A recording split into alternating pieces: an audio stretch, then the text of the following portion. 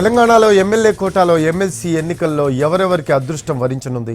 Congress high command ఎవరి వైపు మొగ్గు చూపనుంది? ఆశావాహులు చాలా మంది తమ తమ ప్రయత్నాల్లో నిమగ్నమయ్యారు. అగ్రనేతలు ఢిల్లీ బాట పడుతున్నారు. ఆదివారమే క్లారిటీ వచ్చే అవకాశం ఉంది. టీచర్, గ్రాడ్యుయేట్ ఎమ్మెల్సీ ఎన్నికలు ముగియగానే తెలంగాణలో ఎమ్మెల్యే కోట ఎమ్మెల్సీ ఎన్నికల వేడి రాజుకుంది. మొత్తం 5 స్థానాలకు నోటిఫికేషన్ విడుదలైంది. మార్చి 10 వరకు నామినేషన్లకు అవకాశం ఉంది. ఈ 5 స్థానాల్లో బలాబలాల ప్రకారం కాంగ్రెస్ కు 4, బీఆర్ఎస్ కు 1 స్థానం దక్కనుంది. 4 స్థానాల్లో అభ్యర్థులు ఖరారు చేసే పనిలో పడ్డారు తెలంగాణ కాంగ్రెస్ అగ్రనేతలు.